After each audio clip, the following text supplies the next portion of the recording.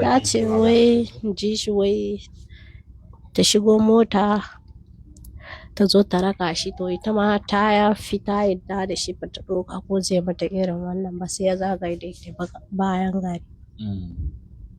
Shi kenan sai ta dawo da kuka har ta gudu ta bar makaranta, sai aka bibiye ta aka sake aka dawo da ita. So in na fahimci wannan rafin ɗinta ma yake nan. Tunda kin ga in ya fita da ita a matsayinta na malami ba ta yi tsammanin zai ci amananta ba, ya ce zo mu je wuri kaza, he ta bi shi, bayan ta bi shi kuma he ta dawo tana kuka, which mean he forced her against her wish. That is, kin ga yin rafin ɗinta kenan, wannan rafin ne. Sannan kuma har yanzu ita tana zama a makaranta, ta ci gaba da zama a makaranta har yanzu. Suna nan. Su shugabannin, wasu daga cikin shugabannin ministries ne, kamar yadda shi jiya John ya gaya mana, ai akwai wanda suka ce abin da yake ya saba ma Christianity, su ma ba su yarda da abun ba, kamar kwana biyu ai bai zuwa nan din ko? To kun ci labarin a ina ya tafi?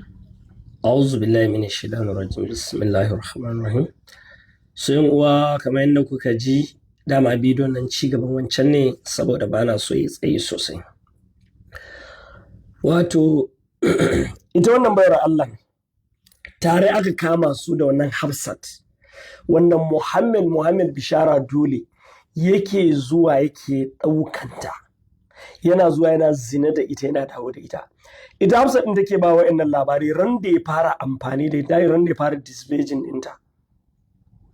Wuni ce tana kuka a cikin makaranta, kuma the most painful part of it, har yanzu ita Hafsat din tana wannan makarantar bata samu ta gudu ba. Wayannan yaran Islamiyya ba za su je, wannan tsinanin ya kama su kawai ya je ya aje su. A ce irin wannan abu yana faruwa a cikin garin Bauchi, a Yelwa, a cikin garin Bauchi ana kama ƴaƴan musulmai, ana zuwa ana aje su da su, ana zina da su da sunan addini. Sai an yi magana a ce su Adamu Ashaka su suke kawo rashin zaman lafiya. Akwai wani rashin zaman lafiyan da ya fi wannan? Akwai wanda ya isa wa ƴar Kirista haka ya kwana rantse kowa ubanka a Najeriya.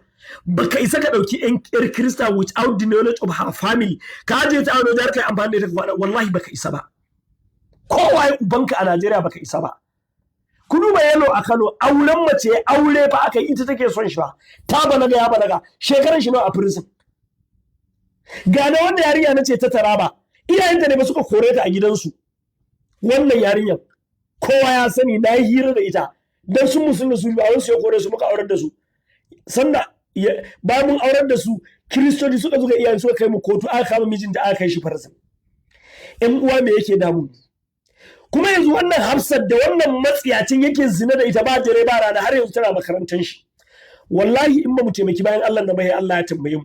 Ina manyan 'yan siyasan Bauchi, ina sarakanin Bauchi, ina yan manyan malamin Bauchi. Muhammad Bishara dole a yi gangami. Mu ba mu ce a yadda da abin da muka faɗa ba, amma har yanzu an yi hira da ita, gudowa suka yi daga makarantar. Ta ce akwai 'ya'yan musulmai da yawa a makarantar wanda suna so su gudu, ba su da hanyar da za su gudu. Saboda haka dole mu taimake su, a je a duba makarantar, a yi hira da su. Ya haka kuka zo nan, da sauran kuka zo. Duk wanda ya zo da sauran shi a bar shi, wanda kuma aka kidnapping din shi aka ajiye shi a taimake shi. Sannan wannan Muhammad Bishara da za a kai shi kotu, dole he kotu ta yi hukunci akan shi inda wannan magana suka tabbata gaskiya ne. Kawai a ce wani kazami, wani kucaki, wani tsinanne la'ananne dan iska ya zo ya kama 'ya'yan musulmai da mutuncinsu da komai, ya zo ya gina wuri ya ajiye da sunan addini, ya je dinga zina da su.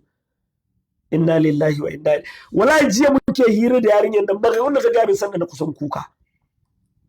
Akwai wani John shi ma ya gudo. John din ya ce duk abin da Muhammad Bishara Dole yake sun sani. Shi ma ya gudo John din. Ya ce wallahi har kawai da daddare ne zai baka da motar shi. He ya shiga kamar yana leƙa zu, kawai ya ce ke zo. Kawai biyo ni ya ta shiga mota kawai ya tafi. To su ma dan in suka je suka raye su na ba sauran labarin, ai ya je yayi kaza da su, ya je yayi kaza da su. A wurin da yake zo yana zina da su, yana iskanci da su. Kuma da yawa daga cikin Kiristoci sun gane, dan shi John ya ce mana da yawa daga cikin Kiristoci ba sa tare da shi. Shi yana kwanaki da bayi da lafiya ko ji ya fito yana cewa ai Kiristoci da yawa ba suna mar addu'an ya mutu. To dan me ba za su ma addu'an ka mutu kana bata musu addinin su? Kwanaki na faɗa.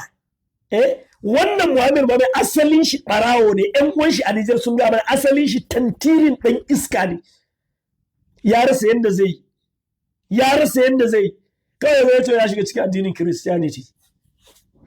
Kuma kiristoci kuskuren da kuke duk wani kucakin da ya zo addinin ku sai ku bashi ebanje kawai yazo ya gina abin da yazo ya fara neman kuɗin sa.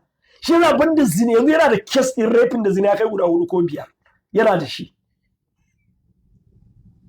Kwanaki wata yarinya da yau ciki na ce kai ni kotu in yana ga maganar ƙarya ne.